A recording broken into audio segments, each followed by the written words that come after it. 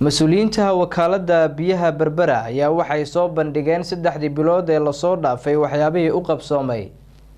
warbixin warkan la xiriirta waxa eegaya Qadar Xeefo. maamulka gobolka saaxil iyo ka degmada Berbera ayaa ka qayb galay munaasabad ballaaran ay mas'uuliyiinta wakaalada biyaha Berbera ay ku soo bandhigayeen 3 bilood ee soo dhaafay waxyaabihii u qabsoomay iyagoo ku soo kordhiyay gaadiid iyo direys u gaara shaqaalaha wakaalada biyaha Berbera. Maarayaha wakaalada biyaha Berbera Salebaan Cabdiraxmaan Looliyo ayaa faahfaahin dheeraad ah ka bixiyay 3 bilood ee uu shaqadahay horumarka ay ku tallaabsatay wakaalada biyaha Berbera iyo halka ay hiigsanayso waqtiyada soo socda. runtii waxaanu joognay muddo 3 bilood waxaana noo qabsoomay alxamdulillah waxa ugu horeeya ee aanu ku dhaqaaqnay waxa ay aanu tayeyno shaqaalaha haday tahay foomkooda shaqadooda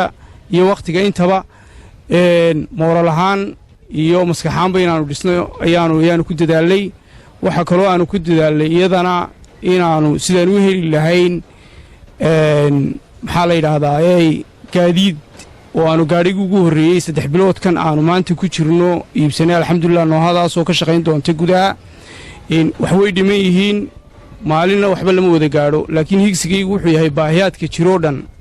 sidii aan u dhammaystiri lahayn haday tahay saruqaadida shaqaalaha tayadooda aqoontooda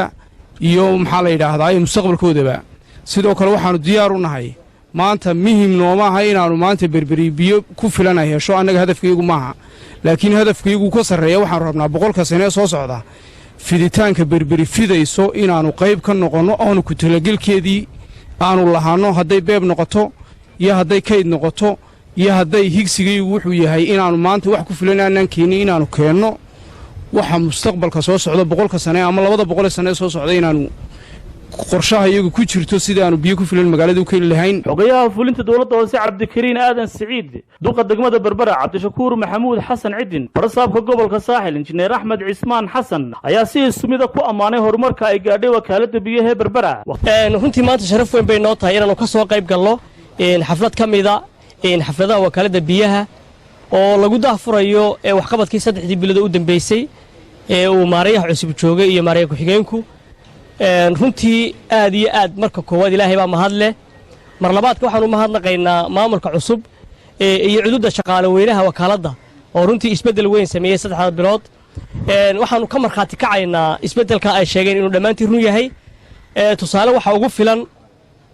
magaalada Berbera marka xagaagu soo galo mawsimka xooluhuna soo galaan baqdin weyn baa naga hayn jirtay runtii biyaha mararka qaarkoodna waxaan marxaati ka hayn iyadoo biyo dhaamis ka socdo qaybo waxa kamid magaalada waxa maanta sharaf weyn oo aanu marxaati ka kacaynaa biyihii in wakaaladu halkeeda ku ilaaliso maaha inay biyihii kordhiyaan iyadoo xagaa lagu jiro mawsimkii xooluhuna ay joogaan inay biyihii kordhisaan maamul ahaan aad iyo aad baan idinku mahadnaqaynaa. wasaaradda horumarinta kheyraadka biyaha ee qaranka Jamhuuriyadda Soomaaliland isbedelka uu ku sameeyay maamulka ee uu ku soo magacaabay Salebaan laba bays weydaartaynta badan xilka nooc doona ha noqdo laba mas'uul bays weydaarta mas'uul u yimaada tacab iyo nidaam iyo system dhisan iyo waliba hanti lagu wareejiyo dabadeedna waakhirka inta burburiyo iyadoo dayacan wareejiyo iyo mas'uul u yimaada iyadoo dayacan oo u yimaada shaqaalaha bilaam shahra magaalada bilaabiya mishiinadoo bilaashidaala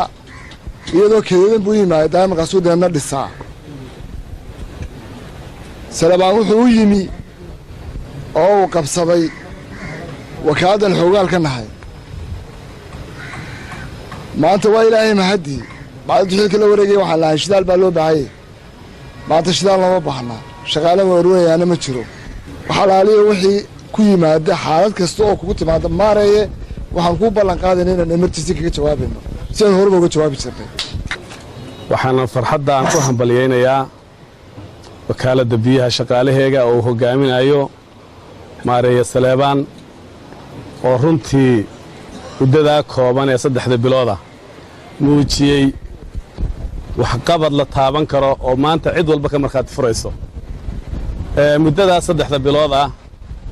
waxa halka ka cad sida horeba raggiiga horeeyay uga dhawaajiyeen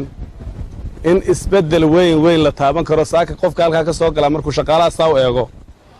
isagoon cid kaleba ka turjibin uu halkaa ka qaadanayo waxqabadkoodii. Khadar Maxamuud Axmed, Khadar Xeefo, telefishinka caalamiga Kalson, magaala xeebada Berbera.